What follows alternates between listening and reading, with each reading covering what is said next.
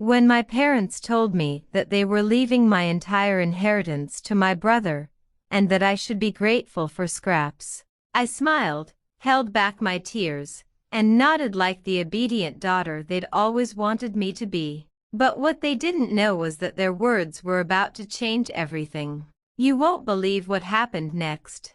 Before we continue, please subscribe to the channel, and let me know where you're listening from in the comments. My name is Jane, and for as long as I can remember, I've been the shadow in my family. My older brother, Daniel, has always been the golden child, the one everyone adored, the one who could do no wrong. And me? I was the afterthought, the extra, the one expected to sit quietly and clap for him while he basked in the spotlight. I wish I were exaggerating, but let me take you back. When Daniel turned 18, my parents surprised him with a brand new car, complete with a big red bow on top. The whole neighborhood was there to watch him unwrap it, like it was Christmas morning. Meanwhile, when I turned 18, my parents handed me a bus pass and said, "This will build character." I laughed it off at the time, told myself maybe they were trying to teach me independence. But inside it stung. It was always like that. Every family dinner turned into a celebration of Daniel. He'd talk about his day, his work, his plans, and my parents would hang on to his every word like he was the most fascinating person on earth. When I tried to share something, anything, they'd brush it off. "That's nice, Jane," they'd say, before turning the conversation right back to him. I could have said I won the lottery, and they would have asked Daniel how his golf game was going. The real kicker was when I graduated college with honors. I worked so hard for that degree, late nights, endless studying, holding down 2 part-time jobs just to stay afloat. My parents showed up at the ceremony, sure, but they left right after my name was called. No celebration, no photos, no dinner. They told me they were tired and had an early morning the next day. But when Daniel finished a business course, just a 6-month program, my parents threw a massive party. Balloons, cake, catered food, the whole extended family invited. They toasted him like he had just solved world hunger. I stood there, smiling tightly, holding a plate of cake, wondering why my hard work never earned me the same applause. And yet, I kept making excuses for them. I told myself I was stronger, more independent, that maybe they just thought Daniel needed more support. I convinced myself that being ignored wasn't so bad. I thought if I just kept my head down, kept working hard, they'd eventually see me. But they never did. After our grandfather passed away, I held on to a fragile hope that maybe, just maybe, things would be different.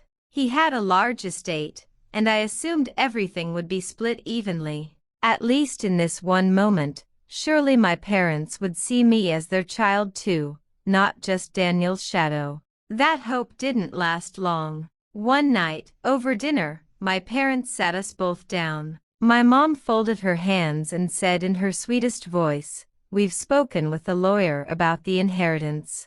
I remember my heart racing. Maybe this was it.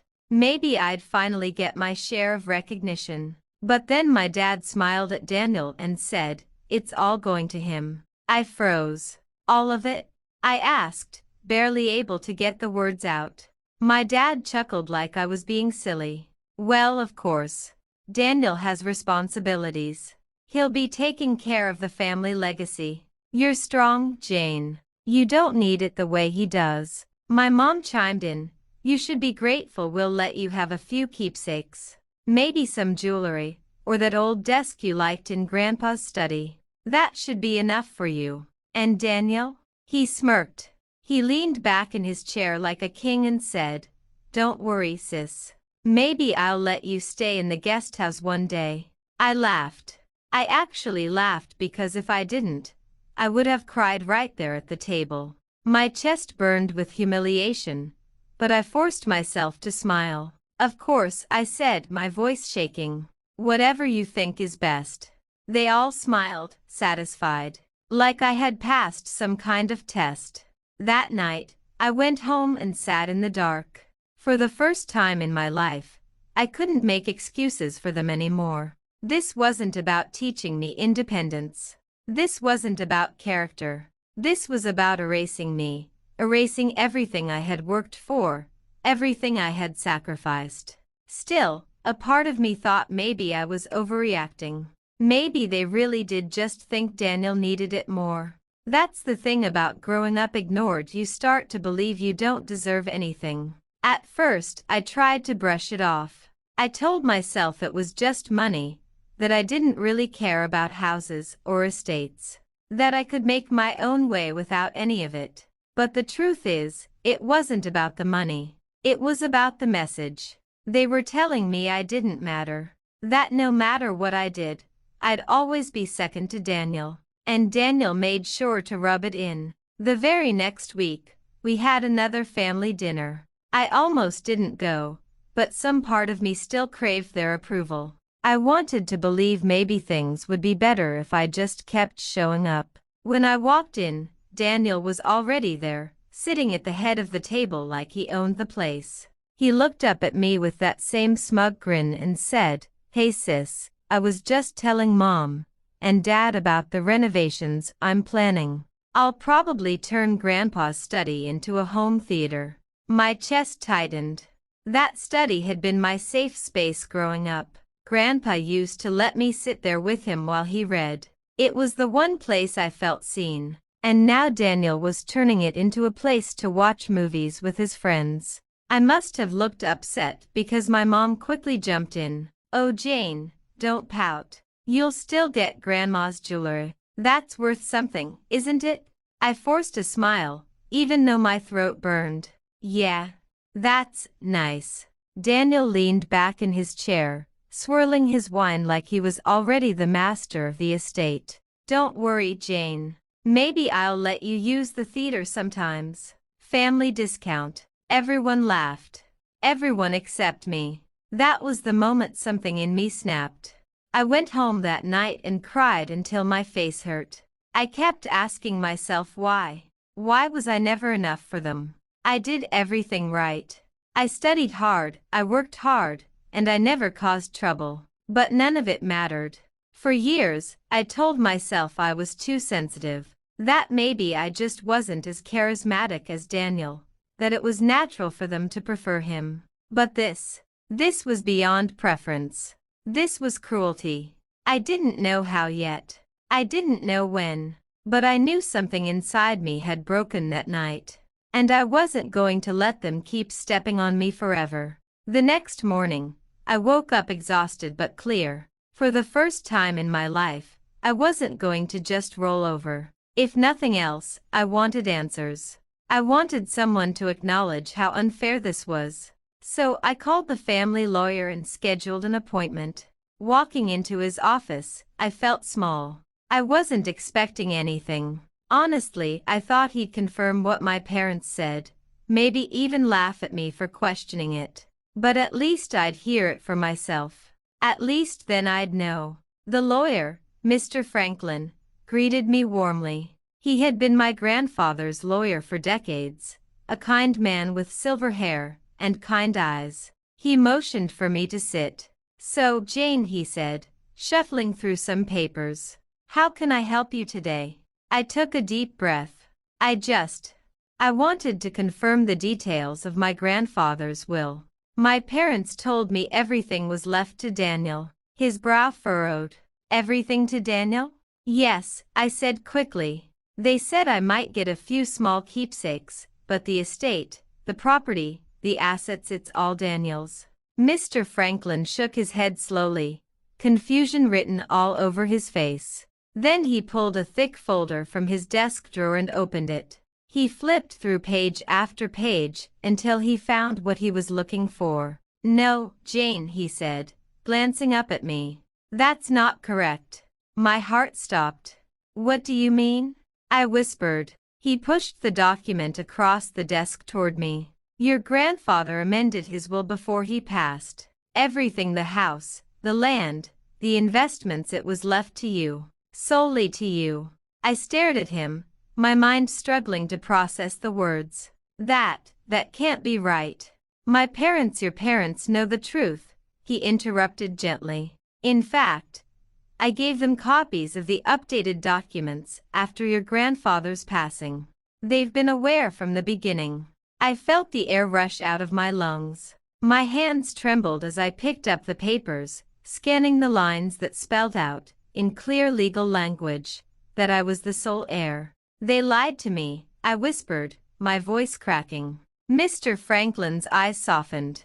I suspected something like this might happen. Your grandfather made these changes quietly. He told me, Jane is the only one who truly understands hard work. She won't squander what I've built. He wanted you to have it all. Tears welled up in my eyes, but they weren't from sadness. They were from shock. From the sudden, overwhelming realization that at least one person in my family had seen me, had believed in me. But right behind that warmth came rage. Because my parents had looked me in the eye, knowing full well that I was the rightful heir, and told me to be grateful for scraps. They had tried to erase me, to convince me I didn't matter, even when the truth was sitting in their hands. Mr. Franklin leaned forward.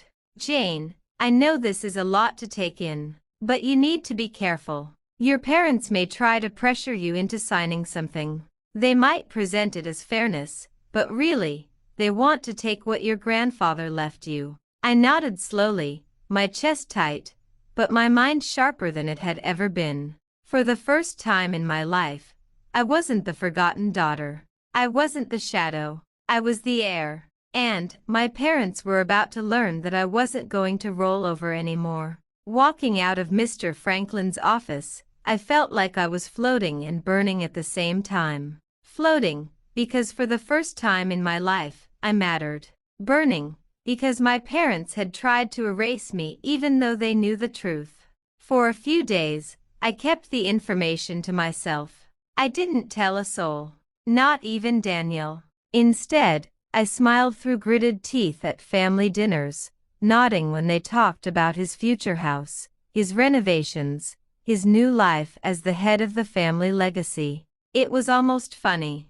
They were all so confident, so sure of their scheme, and I let them believe it. I let them think I was weak enough to go along with their manipulation. Then came the perfect opportunity. One evening, my mom called me. Her voice was syrupy sweet. Jane, darling, we're going to finalize the estate transfer next week. Why don't you come with us to the lawyer's office? You'll need to sign some papers so everything goes smoothly. I smiled into the phone, though my stomach knotted with anger. Of course, I said. I'll be there. When the day arrived, we all met in Mr. Franklin's office. My parent walked in, smug and self-satisfied, Daniel strutting behind them like he already owned the world. I followed quietly, calm on the outside, while inside I was boiling. We all sat down. Mr. Franklin greeted us and opened his file. My mom leaned forward, hands clasped. So, Mr. Franklin, we're here to finalize the transfer of the estate to Daniel. Mr. Franklin raised his eyebrows. Transfer to Daniel? Yes, my dad said smoothly. Jane's agreed to step aside. She understands it's for the best. All eyes turned to me. Daniel smirked, like he was already waiting for me to nod and disappear into the background, like always. I looked at Mr. Franklin, then at my family, and I smiled. Actually, I said softly, that's not true. My mom blinked. What do you mean? I straightened in my chair. I've reviewed the will. Grandpa left everything to me, solely to me, and I have no intention of giving it away. The room fell silent. You could have heard a pin drop. Mr. Franklin cleared his throat, sliding the official papers across the desk. That's correct. The amended will names Jane as the sole heir. The estate, the property, all assets belong to her. My parents' faces drained of color. My mom's mouth opened and closed like a fish gasping for air. My dad slammed his fist on the desk. This is outrageous. That's not what we agreed upon. Daniel shot up from his chair, his face red. What the hell, Jane? This was supposed to be mine. You don't even care about this stuff. I stayed seated, calm and collected. For the first time in my life, I held the power. You're right, Daniel, I said. I don't care about this stuff, but I care about what it represents. Grandpa saw me. He saw the way you all treated me, and he wanted to make it right. My mom's voice shook. Jane, honey, think about this reasonably. Daniel has responsibilities. He'll have a family one day. You're independent. You don't need all this. Wouldn't it be fairer to share? I looked her dead in the eye. Fair? You sat across from me and told me to be grateful for scraps when you knew this was mine all along. You tried to trick me into signing it away. Don't talk to me about fairness. Daniel leaned across the table, his voice rising. You can't do this. I deserve it more than you. I stood, meeting his glare with a calmness that shocked even me. You've been given everything your entire life, Daniel. And still, it was never enough. For once, you're going to live without taking something from me. My dad sputtered, his face turning red. Jane, you're being cruel. Think about the family. I shook my head.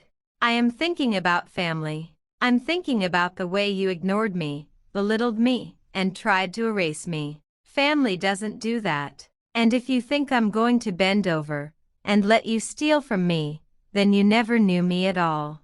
For the first time, they had no response. They just stared at me, speechless, as the reality sank in. Mr. Franklin cleared his throat, breaking the silence. Legally, the matter is clear. The estate belongs to Jane. Unless she chooses otherwise, this is final. I gathered the documents, slipped them into my bag, and walked toward the door. My parents called after me, pleading now, desperate, but I didn't turn back.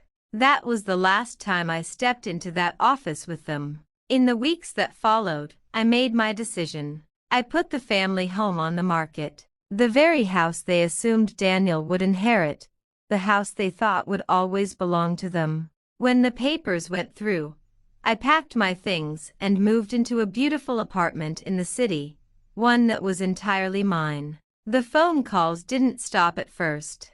My parents begged, threatened, and cried. Daniel sent messages full of insults and entitlement, saying I had ruined his life. But eventually, the calls stopped. The messages went unanswered. For the first time in my life, I had peace. A few months later, I received something unexpected in the mail. It was an envelope, yellowed and worn, with my grandfather's handwriting on the front. Inside was a letter. Dear Jane, it began. I want you to know that I saw you. I saw the way your parents treated you, the way they ignored your efforts and put Daniel on a pedestal. I couldn't change them, but I could make sure you received what you deserved. Don't let them take it from you. You are stronger than you think, and I believe in you. By the time I finished reading, tears were streaming down my face. For the first time, I felt like someone in my family had truly seen me, truly understood me. And I realized then that revenge didn't have to be loud or violent. Sometimes, the sweetest revenge is simply standing your ground, refusing to be erased, and finally taking back what was always yours. If you like this story, please like this video, subscribe to the channel, and share your opinion of this story in the comments.